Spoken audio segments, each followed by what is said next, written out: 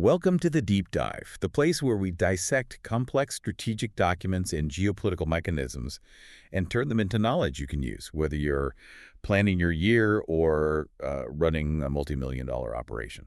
And today we're looking at something that, well, you might think sounds a bit tedious. Yeah, we're talking about the budget, Yeah, but it's not what you think. It is, in fact, the ultimate expression of power, of priority, and really of political intention. that is absolutely true. I mean, people so often see the budget as just bookkeeping, boring summary of what you already spent. Right, looking backwards. Exactly. But a true budget is anything but retrospective. It is a forward-looking, formalized prediction. It's a strategic blueprint, like a codified intention. And that applies whether we're talking about your monthly cash flow, the costs for a giant corporation, or the entire spending plan of a nation. Yes, the budget tells you exactly what an entity values and where it plans to put its most finite resources. It's all there in the numbers. Precisely. We've taken a deep dive into some really comprehensive sources today that cover what a budget is, how it's used across these dramatically different scales, from a kitchen table to a cabinet meeting, and the surprisingly diverse sophisticated methods that organizations use to build these plans. And our mission for you, the learner, is pretty critical today. We want you to move past that simple, sort of passive definition of a budget. Like just a list of expenses versus income. Right.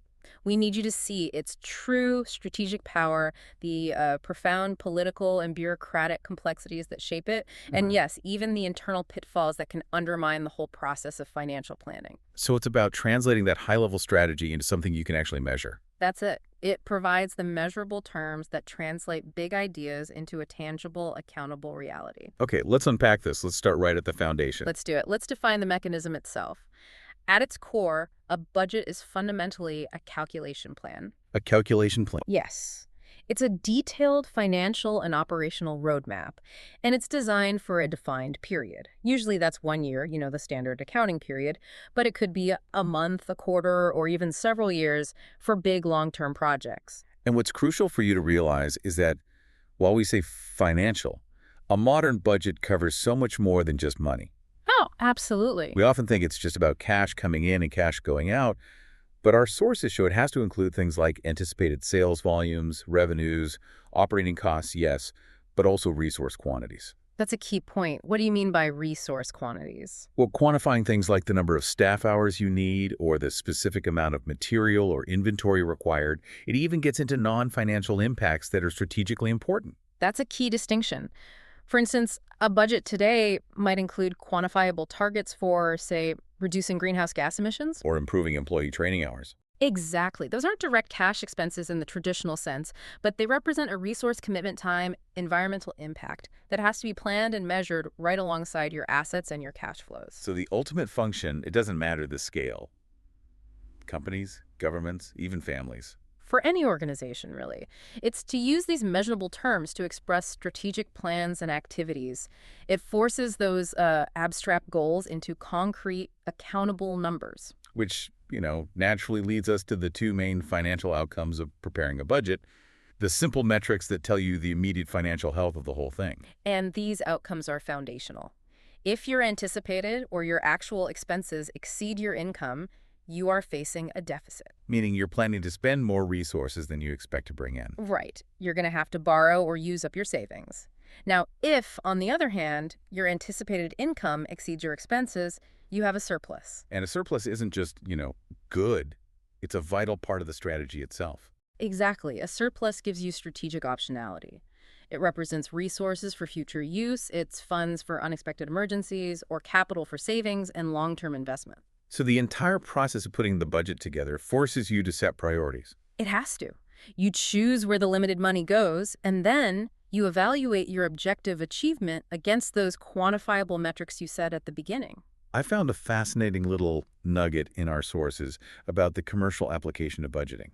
It kind of moves us from internal planning to an external commitment. Oh, this is interesting. We often think of corporate budgets as these purely internal documents, right?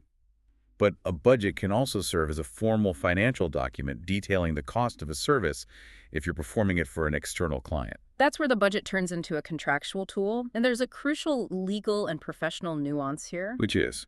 Once the creator of that budget, let's say it's a consulting firm or a construction company, submits it, and the client accepts the service based on that cost, the creator must adhere to that cost. It cannot be unilaterally changed later, even if their own internal costs just go through the roof. Wow.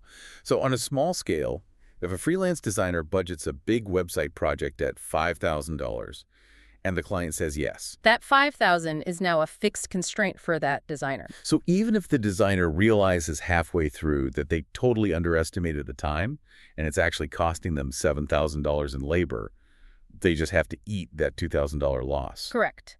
They are still obligated to deliver the service at the promised cost. It ensures the client gets what they were promised at the price they were promised. So in that sense, the budget isn't just an internal guideline.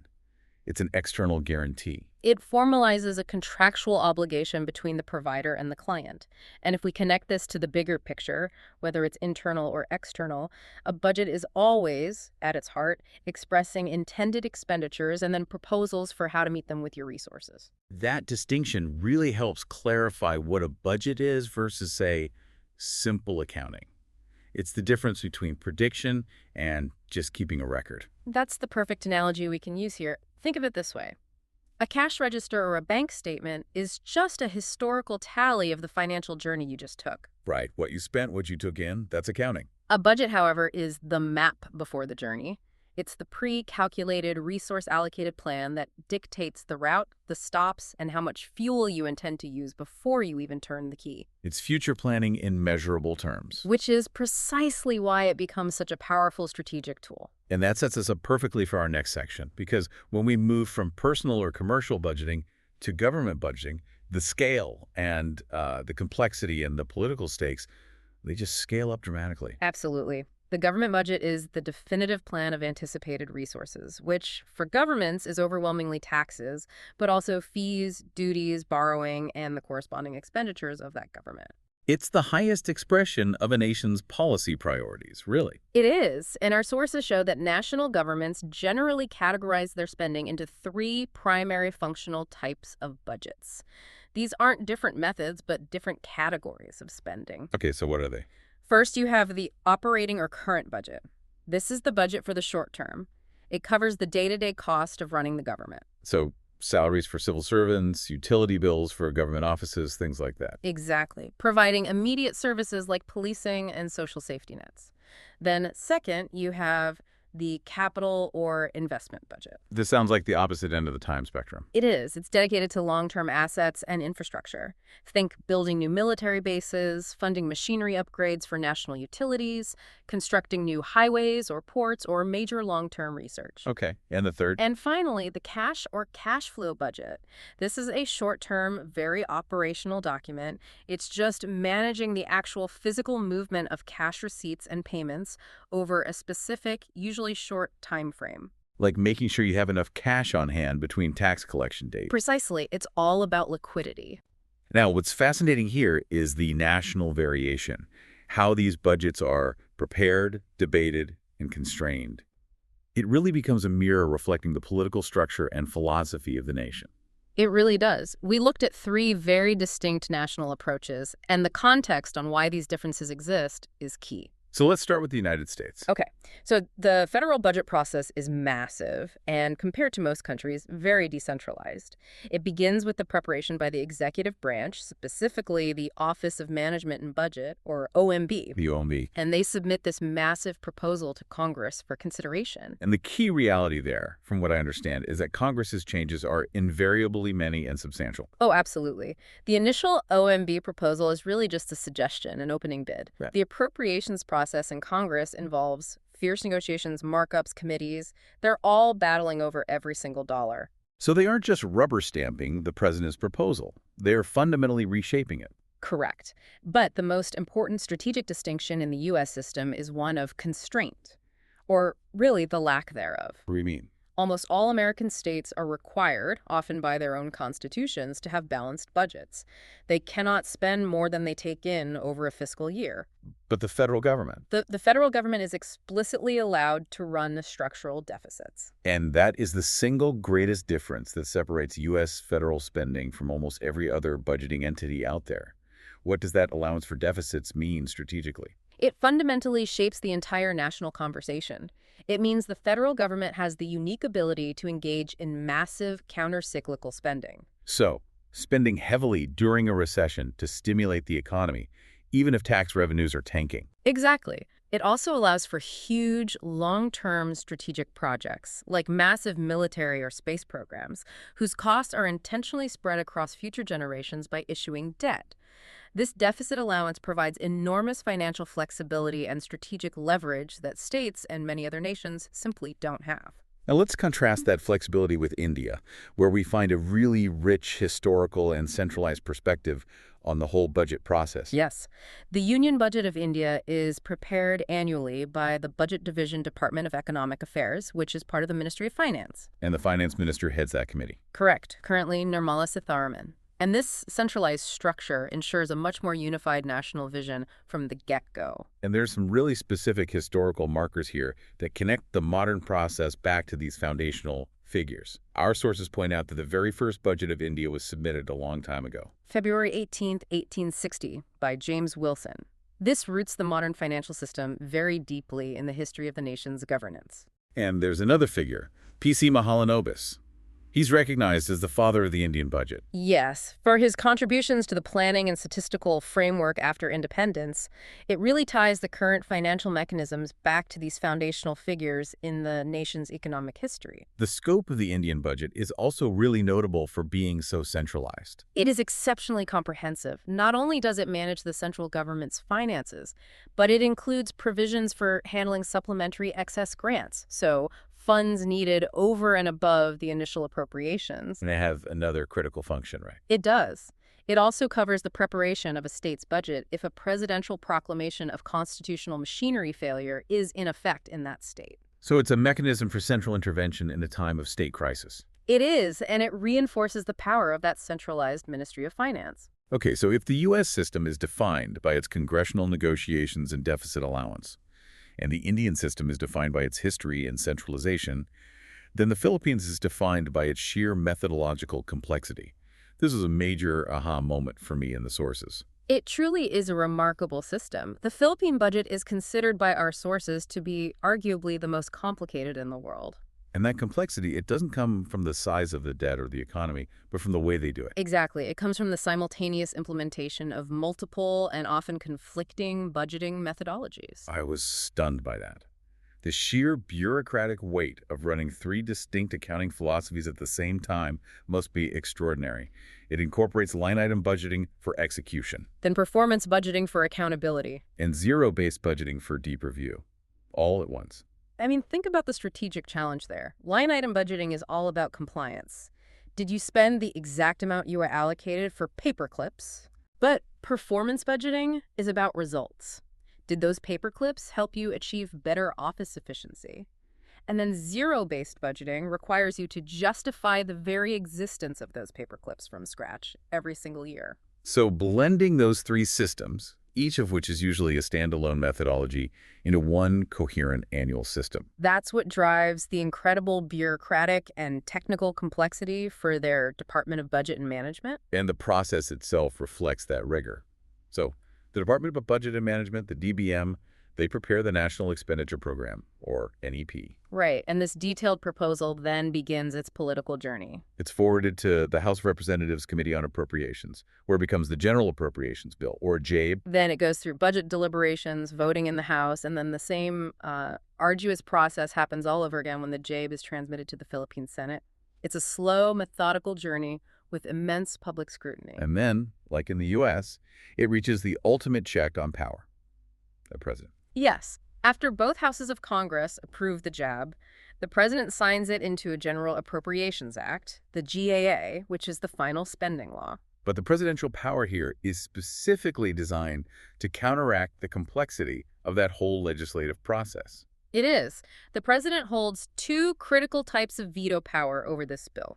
First is the line item veto, which means the president can surgically remove specific, often politically sensitive expenditures. Like a local pet project inserted by a specific lawmaker, he can do that while approving the rest of the massive document. So they don't have to veto an entire infrastructure bill just to kill one expensive earmark. Exactly. It changes the political dynamic entirely, giving the president exceptional precision. The second option is to veto the whole budget, sending it back for rework. Or they can just let it sit for 30 days. And if they do, it automatically lapses into law without presidential approval. That powerful and precise veto authority ensures the executive branch maintains significant influence over the final spending blueprint, despite that incredibly detailed legislative review. That contrast is it's amazing. It truly highlights how the budget reflects these fundamental differences in political philosophy and checks and balances. It really demonstrates that the budget document is fundamentally a negotiation. It's a political contract as much as it is a financial one. Okay, let's shift gears dramatically now. Let's move from that macro government policy and political structure down to the level of the individual and the corporation. Agreed, because the same fundamental principles of planning and resource allocation apply, just on a different scale and with different consequences for failure, So for the individual, we have the personal budget or home budget. which we define as a finance plan that meticulously allocates future personal income toward three core areas: daily expenses, strategic savings, and systematic debt repayment. And crucially, creating this plan requires looking at historical data. You can't just create it in a vacuum. It has to be grounded in your past spending habits and any outstanding personal debt. You have to look backwards to plan forwards. That's why reviewing bank statements and credit card history is so essential. The categories are universal, pretty intuitive. You have income. From jobs or investments, you have expenses like bills, food, rent. And then there's that third strategic category, your assets. Right. Property, long-term investments, savings accounts. This represents a potential reserve for funds in case of a budget shortfall or an emergency. It's the individual's equivalent of a government's strategic surplus. Okay, so now let's scale that up dramatically to the corporate world. Here, the budget becomes this indispensable tool for translating high-level strategy Like we want to enter the South American market. into measurable financial forecasts. So a corporate budget is defined as a detailed financial forecast for the near-term future, usually the next accounting period, which is often 1 year. It meticulously aggregates the expected revenues and expenses from every single part of the organization. Operations, supply chain, HR, IT, marketing, sales, Mm. all of it. It's an organizational synthesis, and its role in integrated business planning is central. It takes that broad, high-level strategy, and it devolves measurable targets, which we call key performance indicators or KPIs, down to individual department managers. It's the operational contract that those managers have to sign. And furthermore, the budget might specify resources that are non-cash but are just as crucial, Like the number of staff allocated to a research project. or the amount of machine capacity dedicated to a new product line, or even the amount of managerial time required. If a resource is finite, the budget has to allocate it. We have to pause here, though, and emphasize the sheer effort involved in this process. This isn't some intern just filling out a spreadsheet. No, it requires considerable effort and time. It often involves dozens of specialized staff working through complex modeling, forecasting different scenarios, and intensive departmental negotiations. And because the budget sets the constraints for the entire year, the final sign-off is a huge corporate event. It is. It requires rigorous approval from both the financial director, who's ensuring financial prudence, and the operations director, who has to ensure the plan is actually feasible to execute on the ground. So the core responsibility for creating and maintaining this whole model usually sits within a specialized area of financial management. Yes, known as financial planning and analysis, or FP&A. And that specialization exists because it's a unique field. It requires both accounting knowledge and, well, operational intuition. And those FP&A teams often employ professionals who are specifically designated as budget analysts. Their entire job is to liaise between the strategic planners, the department heads, and the finance committee, trying to reconcile all these competing resource requests. Okay, so once that annual budget is finally set, and we should note, while it's usually annual in volatile fields like mining, it might be quarterly or even rolled monthly, the work isn't done. Not at all. The monitoring is ongoing. Managers are constantly comparing actual performance against the budgeted figures, right? Doing variance analysis. Absolutely. And financial and operational adjustments like freezing hiring, cutting discretionary spending, accelerating sales efforts, those are made immediately as warranted throughout the year. And the signal the budget sends to the external market is paramount. If actual figures line up closely with the budgeted figures, It's the best possible signal. It is. It suggests the managers understand their business model, that their forecasts were realistic and reliable, and that they've been successful in delivering predictable results. It breeds confidence. Divergence, on the other hand. Divergence sends an out-of-control signal. If a company consistently blows past its budgeted costs or dramatically misses its revenue forecasts, the market views the management as lacking foresight or control over their own business. And if those figures have been shared with financial analysts, a big negative divergence can cause the share price to suffer. Which just illustrates the market's reliance on the budget as a measure of corporate stability and predictability. Okay, here's where it gets really interesting for me. Because despite the budget being this essential control tool, it draws a lot of criticism for how it impacts human behavior inside the organization. This raises a very important question. What are the unintended consequences of this tool, particularly when your performance is tied to achieving it? The sources identified two specific, well-known phenomena that are just perennial problems in corporate budgeting. The first one is the highly problematic, almost universal tendency known as gaming the system. This is where managers, knowing the budget will dictate their operational scope and maybe even their bonus, intentionally manipulate the process. They do this in two primary ways. First, they often specify performance targets that are easily attainable. It's a process sometimes called sandbagging. You set the bar low so you can guarantee you'll clear it. And make your performance look exceptional when the year ends. Second, they systematically ask for more resources, more staff, more capital, more funds than they genuinely need. But why do they do that? They do it knowing full well that the final budget will be a compromise. The central finance team will invariably cut their request. So they pad their initial request to ensure that after the cuts, they still end up with what they actually needed, and often a nice cushion. Which introduces distortion and waste right at the planning stage. It undermines the accuracy of the entire model. And the second major criticism focuses on the short-term focus. This happens especially when bonuses or promotions are linked directly and solely to hitting the current year's budget targets. If a manager's compensation is tied purely to those annual numbers, their thinking can drastically emphasize short-term operational objectives, Like cutting costs this quarter. at the expense of a long-term strategic perspective. Imagine a manager deciding whether to invest in expensive R&D that might not pay off for 3 years, or to cut marketing spending right now to hit the annual profit margin target. The manager is incentivized to choose the short-term cut, even if that action damages the company's long-term competitive position. Exactly.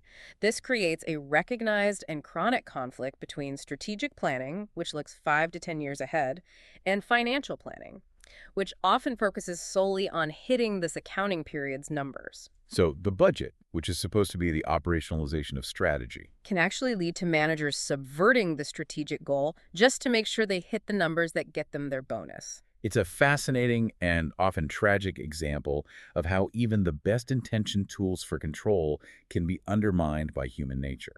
It highlights why simply having a budget isn't enough. The methodology you use to create it and the culture surrounding it are just as critical. Okay, so let's pivot now to the immense toolkit of methodologies organizations have developed specifically to combat some of those issues, like gaming the system or short-term thinking. These methodologies represent different fundamental philosophies on how resources should be justified, and our sources highlight two core starting points that define most corporate budgeting processes. The first is the most common and often the simplest, especially in stable environments. Incremental budgeting. This approach is anchored in history. It starts with the actual budget or spending from the previous period, the baseline, and then it just layers small incremental adjustments on top. Like an increase for inflation or a small percentage bump for growth. The strength is simplicity and speed. It assumes last year's activities and staffing levels are still justified. The weakness, though, is that it institutionalizes waste. If a department was bloated last year, an incremental budget will just make it 3% more bloated this year. The sharp contrast to that is the highly rigorous and very time-intensive zero-based budgeting, or ZBB. Under ZBB, the slate is wiped clean. Activities and costs are included only if justified from a base of 0. Every single dollar, every staff member, every expense needs explicit, evidence-based approval. And nothing is just carried forward from last year's budget. Imagine a university department that spent $50,000 on travel last year. Under incremental budgeting, they ask for $52,000 this year and probably get it. Under ZBB, they have to justify why Dean Smith needs to fly to that specific conference, what the strategic return is, and why a Zoom call won't work. The advantage of ZBB is clear. It's ideal when limited resources must be allocated carefully and objectively. It forces management to constantly review the value of every expense. But naturally, it takes significantly more management time and political will to implement. Because every manager is fighting to justify their existence. What unites almost all these approaches, however, is the foundational starting point. Expected sales or revenue is typically the foundational figure for all budgeting approaches. And all the directly related costs, from production to marketing, are then linked to those sales estimates. That's right. And that total eventually aggregates into the organizational master budget. So let's get into the detailed breakdown of the key budget types from our sources. It shows just how many specialized tools financial planners have. We can group them logically, starting with budgets focused on specific internal activities. Let's start with the activity-specific budgets, which really drive the engine of the company. The sales budget is foundational. It's a meticulous estimate of future sales, broken down into both monetary value and unit volume. This is what's used to set the primary company goals. And that sales forecast flows directly into the production budget. This is the estimate of how many units you have to manufacture to meet those sales goals, plus maintaining inventory. And it estimates costs like direct labor and raw materials. Which obviously is used primarily by product-oriented companies. Right. And if you're selling something, you need to communicate its value. That's where the marketing budget comes in. An estimate of the funds needed for promotion, advertising, and PR. To generate the sales projected in the sales budget. And if the company is doing something time-bound or unique, like developing new software, they use a project budget. This is a specific prediction of costs for that particular project labor, materials, contracts, often broken down by specific tasks and timelines. Okay, next up, let's look at budgets defined by their time horizon and financing needs, which look beyond just the current year. The capital budget is long-term focused, often extending 5 or 10 years into the future. It's a specialized process used to determine whether an organization's major long-term investments are worth pursuing. Like buying new machinery or building new plants. Exactly. They use complex metrics like net present value and return on investment to project the future profitability of that asset over its entire life cycle. It's a critical tool for strategic growth. Then you have the essential short-term plan that keeps the lights on. The cash flow, or cash budget. This is a detailed prediction of future cash receipts and expenditures for a particular time period, usually the next few months. And its purpose is vital because profit does not equal cash. That is a critical point. A company can be hugely profitable on paper, but still run out of liquidity if all its customers pay late. The cash budget helps the business determine when income will actually arrive and be sufficient to cover expenses. And, critically, when the company will need to get short-term financing, like a bank line of credit, to bridge any gaps. And finally, in this group, we have conditional budgeting. This is a specialized, flexible approach designed for entities with really fluctuating income streams or high fixed costs. So it's often used by nonprofits and NGOs. Exactly. Their revenue streams, grants, donations, fundraising cycles can be far less predictable than a standard commercial business. Conditional budgets let them plan for multiple funding scenarios at the same time. Okay. Shifting back for a moment to the government realm, specifically how revenue is handled, we find the government and revenue-focused budgets. The revenue budget consists of the revenue receipts of the government, so primarily taxes, duties, and fees, and the specific expenditures that are met from those recurring revenues. It focuses on the income and the spending tied directly to that income stream. And it's important to note the complexity of tax collection feeding into this. Right. You have different levels of tax authority, interstate or federal, state, local, even special status zones. All of these feed money into the corresponding revenue budgets. The simpler counterpart to that is the expenditure budget, which, as the name suggests, simply includes the data items for spending across all functions without necessarily delineating where the revenue came from for that spending. And then there's the distinct appropriation budget. This one is slightly different. It is. Here, a maximum amount is established for certain expenditures based primarily on management or legislative judgment. It's often dictated by political constraints. It establishes a hard ceiling. For example, the legislature might appropriate a maximum of $500 million for a department's administrative spending, regardless of the granular cost breakdown. It's a method of legislative control. Our last category covers management-style budgets, which are designed to improve efficiency, accountability, or responsiveness. For instance, the flexibility budget is established to handle operational volume fluctuations automatically. Fixed costs like rent, core salaries, are budgeted normally. But a variable rate is determined per activity measure for the variable costs. Like materials or shipping. So if a factory's costs change dramatically based on whether they produce 10,000 units or 20,000, the budget automatically stales. The budget for raw materials isn't a fixed number, it's $5 per unit. So it's much more responsive to real-time operations.